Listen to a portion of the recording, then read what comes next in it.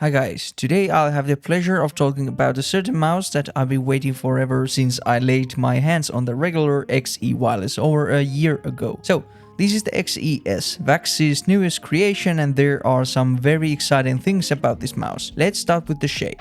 So, if you are familiar with the regular XE shape, the best way to describe this mouse is that it is a scaled down XE. Lengthwise, it is now pretty much the same as their other smaller mouse, the NPO1S or Ninjatsu's Sora V2. So it is not by any means a tiny mouse, but certainly on a smaller side of things. The shape is symmetrical, rather low profile shape with a hump that sits pretty much on the center. The design on the XE shape has always been a favorite of mine, mainly because of this palm area here. It creates a very nice natural place for your palm and creates 3 contact points, one on the knuckle area and the other 2 at the base of your palm. It doesn't fill the center of your palm completely, so you can have a bit of wiggle room even with claw grip. The mouse is rather wide, and from a quick comparison it seems like the GPX is pretty much similar width-wise. The front right corner gives me plenty of space to put my fingers when relax clawing,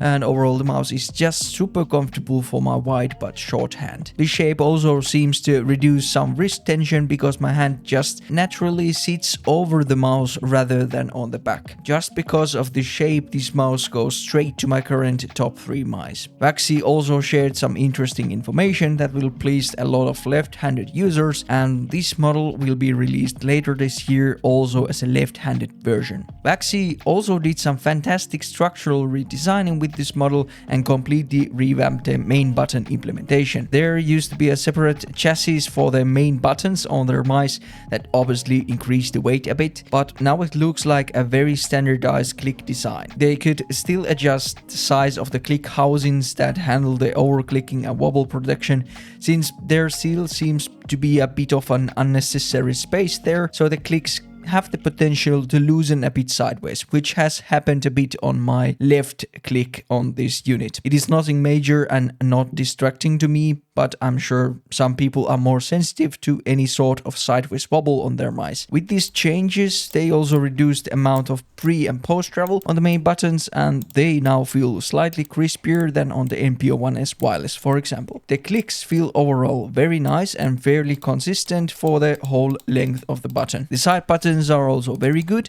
They now have a nice gap between them, so you can more easily distinguish between the buttons. The top button is something that will most likely spark some questions in the comment section if I don't mention what it does. So what it does is it acts as a page down key, and it also shows how much battery you have left. I'm sure some will find some use for it in games with some creative key bindings, but personally I just like it for work related purposes. They also reduced the amount of buttons on the bottom, and now you see just 2. The power button and the button that handles all the rest. This is a nice change also because on the previous mice, if you shook the mouse in the air, you could hear a slight rattle, and I know some thought something was loose on the mouse because of that. With these 2 buttons there is like 0 noise when shaking this mouse. Changing the DPI polling rate and the debounce time still happens on the mouse itself without any bloatware needed for your computer, and the operation of this button is very simple. You hold down the button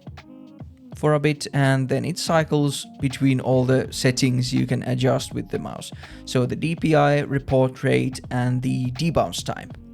And when you are on the setting you wanna adjust, you just click the button and yeah. You can also change motion sync on or off, set competitive mode on or off, and change the lift off distance with different button combinations, but I won't go over them now. Vaxee has a fantastic video about the subject on their YouTube channel. This mouse is however set to pretty much the best settings from the get-go, so I didn't have to change anything other than the DPI. With these changes, the mouse now weighs only just over 60 grams with skates on, and it's nice to see Vaxee now entering the lightweight mouse segment as well, while keeping their insane build quality intact. There is no flexing on the shell anywhere. With the XE-S, they are also now one of the first companies to implement the new Pixar 3950 sensor that is now available for other companies than Razer, since Razer now switched to the even newer one.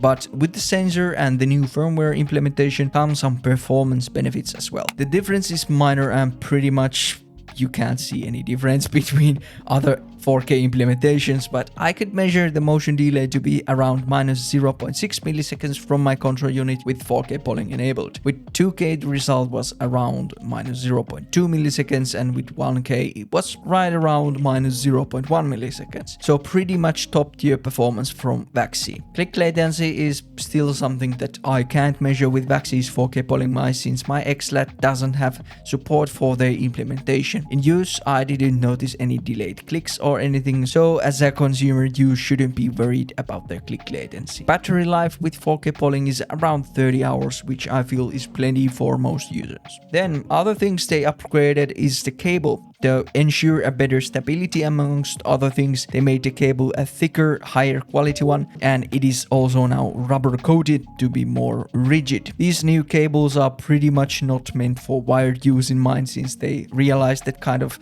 use was pretty rare nowadays, and I also agree that ensuring a better stability for the higher polling rates is the new priority with cables. By the way, this new cable is not featuring those wings anymore like on the previous mice, so you can now use this cable with other mice as well if you tend to swap things around like I do. But yeah, in conclusion, I think I'm very pleased with how this XE-S turned out to be. Vaxee is just really one of those companies that constantly keeps on iterating how to make better products for their customers. All those little changes, all those little fixes make it pretty clear how much thought was put into making this mouse.